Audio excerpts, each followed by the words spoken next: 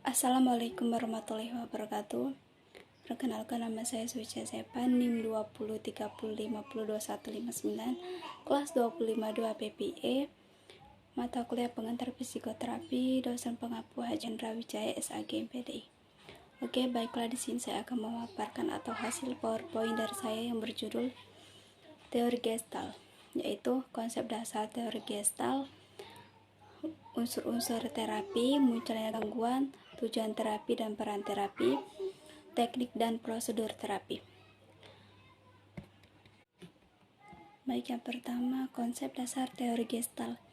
Terapi Gestalt mengungkapkan teori mengenai struktur dan perkembangan kepribadian yang mendasari terapinya, serta serangkaian eksperimen yang dapat digunakan langsung oleh pembacanya.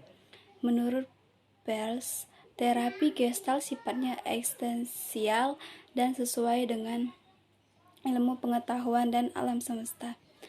Terapi Gestalt adalah bentuk terapi eksistensial yang berpijak pada premis bahwa individu harus menemukan jalan hidupnya sendiri dan menerima tanggung jawab pribadi jika mereka berharap mencapai maturitas. Karena bekerja terutama di atas prinsip kesadaran, terapi ini berfokus pada apa dan bagaimana tingkah laku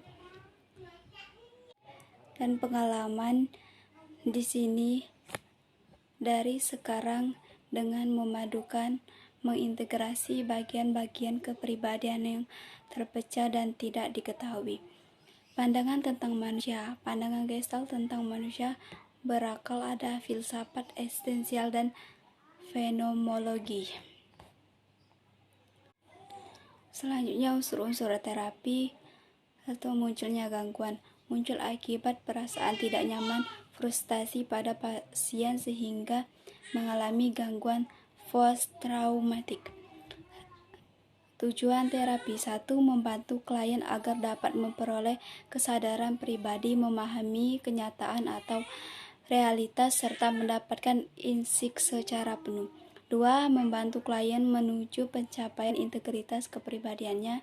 3. Mengetaskan klien dari kondisinya yang tergantung pada pertimbangan orang lain ke mengatur diri sendiri. 4. Meningkatkan kesadaran individual agar klien dapat bertingkah laku menurut prinsip-prinsip Gestalt. Semua situasi bermasalah yang muncul dan selalu akan muncul dapat diatasi dengan baik. Peran terapi.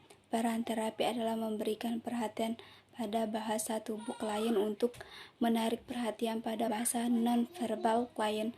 Konselor Gestalt menekankan hubungan antara pola bahasa dengan kepribadian. Yang terakhir yaitu teknik dan prosedur terapi. Percobaan dalam terapi Gestalt, Zinker 1978 menekankan aturan pelaku terapi sebagai agen perubahan yang kreatif, seorang penemu, dan sebagai manusia yang peduli. Latihan merupakan teknik yang sudah tersedia yang kadang-kadang digunakan untuk membuat sesuatu terjadi dalam sesi terapi atau untuk mencapai tujuan. Percobaan muncul dan integrasi antara klien dan pelaku terapi. Percobaan merupakan hal pokok dalam terapi Gestalt. Zinker melihat sesi terapi merupakan serangkaian eksperimen sebagai rangkaian bagi klien untuk belajar dengan cara eksperimental. Percobaan Gestalt merupakan petualangan kreatif dari sebuah jalan di mana klien dapat mengekspresikan perilaku mereka. Miriam Foster mengatakan bahwa sebuah percobaan merupakan cara untuk mengeluarkan bentuk-bentuk konflik internal dengan membuat usaha ini sebagai sebuah proses aktual. Hal ini dimaksudkan untuk memfasilitasi kemampuan klien untuk bekerja melalui masalah-masalah yang menempel dalam hidupnya.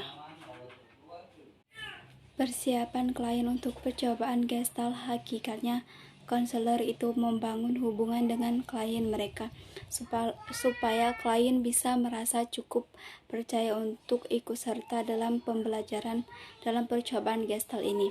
Jika klien bersifat kooperatif, maka konselor harus menghindari untuk mengarahkan klien dengan cara memerintah untuk mengakhiri sebuah uji coba. Secara tipikal, klien harus ditanya apakah mereka akan mencoba sebuah eksperimen untuk melihat apa yang bisa mereka pelajari dari eksperimen tersebut. Di antara klien mungkin ada yang melakukan perlawanan secara emosional yang disebabkan karena rasa takut, kurang percaya, terlalu konsen sehingga lepas kontrol, atau konsen yang lain. Cara di mana klien melakukan perlawanan ketika uji coba dilakukan menggambarkan kenyataan seperti itulah kepribadian dan cara hidup mereka. Salah satu cara konsep perlawanan dalam perspektif terapi Gestalt ini adalah untuk memandangnya sebagai bentuk perlawanan dalam upaya penyadaran akan aspek-aspek diri dan aspek-aspek lingkungan.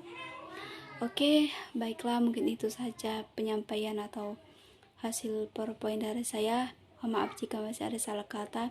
Terima kasih. Wassalamualaikum warahmatullahi wabarakatuh.